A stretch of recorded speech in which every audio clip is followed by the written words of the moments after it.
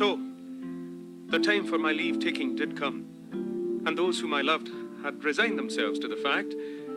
Nearly. An old friend of my father's had promised me employment in his wool mill in Aberdeen to commence on the first day of June of this year, 1847. It was therefore decided that I would depart for Aberdeen on the 1st of May or thereabouts, in order to allow ample time for my journey.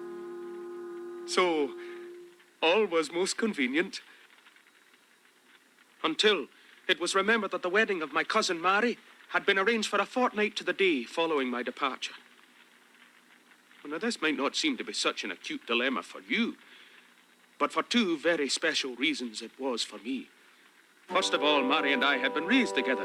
She, being only a year and a half younger than I, we were inseparable as weans.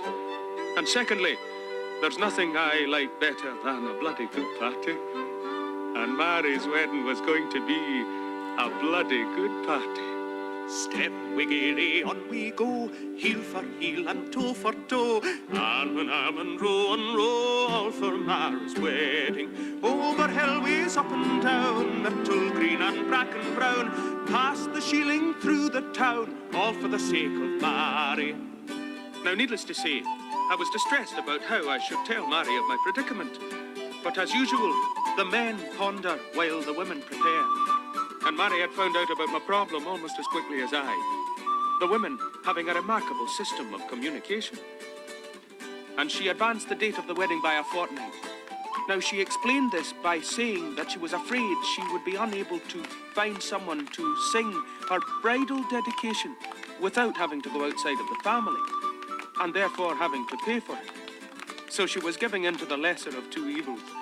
Well, coming from a family that boasted a fair contingent of apt singers, the explanation was less than plausible. But touchingly considerate of my feelings, it made it no easier to contemplate the separation from a family possessing such love and loyalty, one for the other.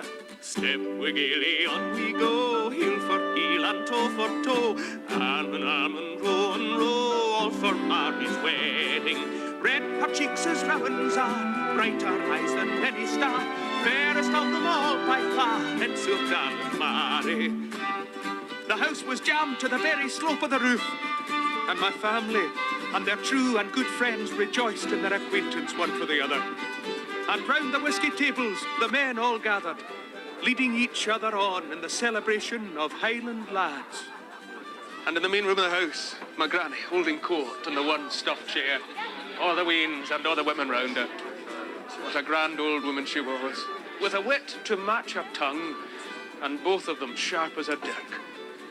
I recall at one point passing through the house, and I overheard part of a conversation among the women concerning the recent celebration of a jubilee by one of the members of the royal family to the south.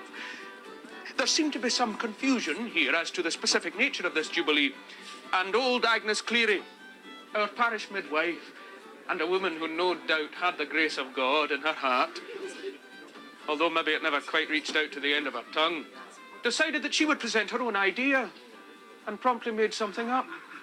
Now, this kind of challenge my granny could not let go unanswered. And with great command, she said, Agnes, if you want to know the truth of it, it's plain enough. You ken when you're married 25 years, that's your silver wedding. And you ken when you're married 50 years, that's your golden wedding. Well, when your husband dies, that's your jubilee.